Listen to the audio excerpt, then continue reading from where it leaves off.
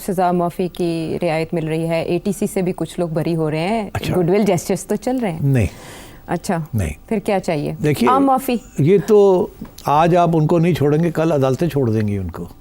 ہاں, تو یہ آپ نے کوئی بہت بڑا فیور نہیں کیا عمران کو کہ جی آپ کے کچھ لوگ جو ہم نے چھوڑ دیے. اچھا, آپ آگے دیکھیے گا, عدالتیں جو ہیں یہ ٹف لائن لیں گی, یہ انٹرنیشنل کمیونٹی کی طرف سے پریشر آئے گا. اب وہ پریشر کو برداشت کرنا پڑے گا, اور میرا خیال ہے کر لیں گے. یہ نہیں کہ وہ کر نہیں پائیں گے, کر لیں گے. اگر پریشر ہوتا ہے نا, تو خان صاحب کو پوری کوشش ہے کہ انٹرنلی اینڈ ایکسٹرنلی پریشر لایا جائے. انٹرنلی وہ فیل ہو گئے ہیں 26 نومبر کے بعد 2 دفعہ انہوں نے کوشش کی ہے, وہ فیل ہو گئے. اب ان کا سارا جو زور ہے وہ ایکسٹرنل ہے. ایک طرف وہ یہ جو سارا بیانیہ ہے, یہ ایکچولی بتایا جا رہا ہے اپنے لوگوں کو کہ یہ بیانیہ لے کے آپ انٹرنیشنل کمیونٹی کے پاس پہنچیں, آپ ہیومن رائٹس آرگنائزیشنز کے پاس جائیں, آپ انٹرنیشنل کورٹ آف جسٹس جائیں, ادھر جائیں ادھر جائیں, پارلیمنٹری کمیٹیز جو ہیں ڈیموکریسی کی, ان کو آپ اپروچ کریں, اور یہ ہے مسودہ, اس کی بیسس کے اوپر آپ اپنا کیس بلڈ کریں.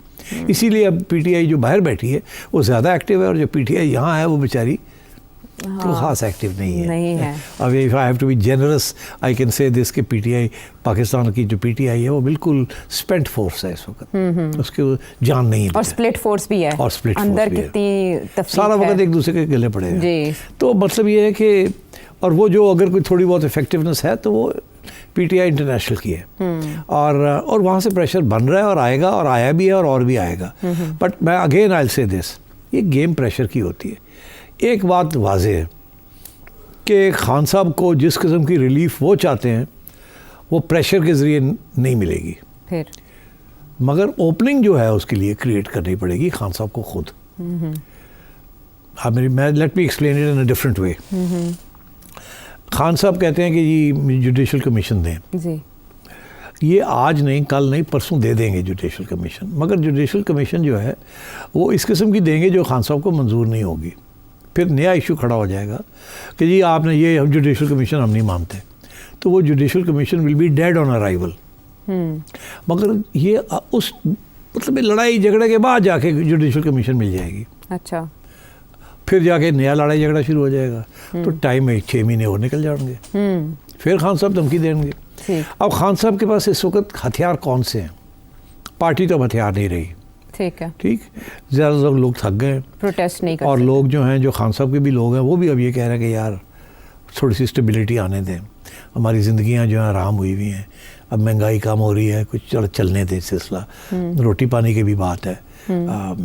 اور ٹھیک ہے خان صاحب جیل میں ہیں, اچھا ہے کہ اگر کہیں بنی گالا آ جائیں یا معاملہ آگے چلائیں. اب لوگوں کو بھی مایوسی ہو رہی ہے کہ بات نہیں بن رہی, اور دوسری طرف جو ہے وہ اتنے ایسے بیٹھے ہوئے ہیں کہ جی نو ریلیف. تو اب جو حکومت ہے وہ بھی مجبور ہے, ان کو کہا گیا کہ جی آپ سیاسی طور پہ ہینڈل کریں. اب سیاسی طور پہ عمران خان کو کون ہینڈل کر سکتا ہے؟ کوئی نہیں کر سکتا. تو اس لیے انفارچونیٹلی میں نہیں سمجھتا کہ خان صاحب کامیاب ہوں گے.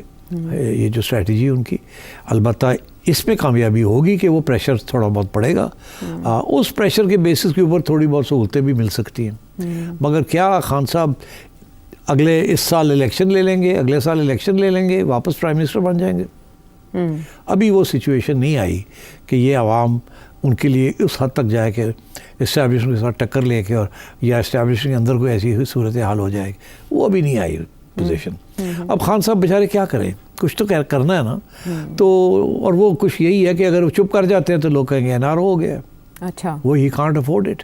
So he has to keep speaking out. Okay. He has to keep speaking. بیانیے سے پیچھے نہیں ہٹ سکتے. نہیں ہٹ سکتے وہ. لیکن قاضی فائز عیسیٰ کو تو چلیں گریل کر کے وہ ان کا بیانیہ مضبوط ہوگا, لیکن جو ججز آن سروس ہیں موجود ہیں, جیسے سامر فاروق ہو گئے, یا جیسے ستر من اللہ ہو گئے, یا جیسے سمندو خیل ہو گئے, ان کو اسپاٹ لائٹ میں لانا اور ان کا اس طرح سے ذکر کرنا کنٹروورشل بنانا نہیں ہے؟ نہیں, دیکھیے دو فرق چیزیں. دوسرے ججز کا تو حوالہ لیا ہے, چیف جسٹس صاحب کے خلاف بات کی ہے. اب آپ نے شاید نوٹس کیا یا نہیں کیا, میں دیکھ رہا تھا کہ جتنا خان صاحب کسی ایک جج کو اٹیک کرتے ہیں نا بائی نیم, اب چیف جسٹس صاحب کو کیا ہے, اس کا جو نتیجہ نکلتا ہے نا کہ جس جج کو یہ ٹارگٹ کرتے ہیں وہ جج تھوڑا سا پیچھے ہٹ جاتا ہے, تھوڑا سا سافٹ ہو جاتا ہے. اچھا, دیٹ آپ ٹریک ریکارڈ نکال کے دیکھیں تو اب یہ ہے کہ جس کو خان صاحب ٹارگٹ کرتے ہیں نا جج کو, سٹنگ جج کو, جی, وہ بیک فٹ پہ چلا جاتا ہے. دس از مائی اسیسمنٹ. اچھا, وہ یہ نہیں ہوتا کہ وہ زیادہ اگریسو ہو جاتے ہیں, وہ بیک فٹ پہ چلے جاتے ہیں. کیوں؟ اس لیے بیکاز خان صاحب کا پاپولر سپورٹ بڑی ہے نا. ہر بندہ ڈرتا ہے کہ میری فیملی کے اوپر, میرے اوپر پی ٹی آئی والے پڑ نہ جائیں. اور پی ٹی آئی والوں نے یہ ایک تھریٹ پرسیپشن کریٹ کر دی ہے کہ ساڑے خلاف جڑا بندہ کھڑا ہوئے گا نا وہ اسی ہوتے گھر بھی پہنچ جاؤں گے, اور سڑکوں تے بھی انہوں برا کریں گے, جتھے گیدرنگ ہوئے گی وہاں بھی برا کریں گے. دس از اے نیو ٹیکٹک کہ بلی کرنا in public. It's very difficult for people to face this. So میرا خیال ہے دس از دا پی ٹی آئی ٹیکٹک. اب انہوں نے جس جج کو پیچھے دھکیلنا ہونا اس کے اوپر ڈائریکٹ اٹیک کر دیتے ہیں, وہ پیچھے ہٹ جاتے ہیں. That's my assessment. جی, اچھا, اس میں آپ نے این آر او کا تذکرہ کیا تو پاکستان پیپلز پارٹی کی طرف سے ایک ایسی سٹیٹمنٹ آنا, وہ بھی حسن مرتضیٰ صاحب کی طرف سے, مرکزی لیڈرشپ نہیں, سینئر جو موسٹ رہنما ان کی طرف سے نہیں, پنجاب سے حسن مرتضیٰ صاحب یہ کہہ رہے ہیں کہ کسی این آر او کا حصہ ہیں نہ حصہ قبول کریں گے. تحریک انصاف کے ساتھ تو مذاکرات ہو سکتے ہیں لیکن انتشاری ٹولے سے بات نہیں ہو سکتی. وہ کہہ رہے ہیں پیپلز پارٹی ریزسٹ کرے گی اگر این آر او ہوتا ہے. تو این آر او تو ہونا ہی نہیں ہے, این آر او نہیں ہونا. یہ باتیں ہیں صرف این آر او کی, مگر پیپلز پارٹی دیکھیں نا کتنا انٹرسٹنگ چیز کی ہے. سینئر لیڈر نے یہ بات نہیں کی جی, کیونکہ یہ تو اسٹیبلشمنٹ کے حق میں جا رہی ہے نا بات. عمران کے خلاف جا رہی ہے جی, اور اسٹیبلشمنٹ کے حق میں جا رہی ہے. ہاں, مگر پیپلز پارٹی کی سینئر لیڈرشپ ہے وہ اوپنلی اسٹیبلشمنٹ کے حق میں بات نہیں کرتی. وہ ایکچولی نہ عمران کے حق میں بات کرتی ہے نہ اسٹیبلشمنٹ کے حق میں بات کرتی ہے. وہ صرف گورنمنٹ کے خلاف بات کرتی ہے کہ اپنے ڈیمانڈز پورے کرانے کے لیے. یہ ایک سیکنڈ رینکر سے بیان دلوا دیا اسٹیبلشمنٹ کے حق میں اور عمران کے خلاف. بیکاز پیپلز پارٹی نے دونوں لائنز آف کمیونیکیشن کھلی رکھنی ہے, اسٹیبلشمنٹ کو بھی اپنے ساتھ رکھنا ہے اور عمران کے خلاف بھی نہیں جانا. کل کو اگر ضرورت پڑے اسٹیبلشمنٹ اور عمران خان کا کوئی سمجھوتا ہو جائے تو پیپلز پارٹی بیکمز کریٹیکل. پیپلز پارٹی کے بغیر گورنمنٹ نہیں بنتی. جی, تو پیپل پارٹی تو جو گورنمنٹ میں بیٹھا ہوگا اس کے ساتھ جائے گی, کیونکہ خود تو کر نہیں کچھ سکتی. So they have to stay close to the establishment and they will not go against Imran Khan. کیونکہ دیکھیے اس ملک میں بہت کچھ ہوا ہے. میں اب اسپیل آؤٹ کروں گا تو میرا کاٹ دیں گے آپ لوگ پروگرام, اس لیے میں اشارہ ہی کر سکتا ہوں. میں یہی کہوں گا کہ پیپلز پارٹی نے اپنے آپشنز اوپن رکھے ہوئے ہیں. کل کو اسٹیبلشمنٹ کے اندر کوئی ایسے ڈیولپمنٹس ہوتی ہیں کل کو, اور عمران خان صاحب کی گڈی پھر چڑھنی شروع ہو جاتی ہے, تو پیپل پارٹی تیار بیٹھی. دے ول اسٹیب نون لیگ ٹھا کر کے, ایک ادھر سے چاقو آئے گا ایک ادھر سے چاقو آئے گا, ہو گئی مسلم لیگ, اور پیپل پارٹی سیٹ ہو جائے گی. تو آصف زرداری کہہ چکے ہیں نا معاہدے قرآن و حدیث نہیں ہوتے.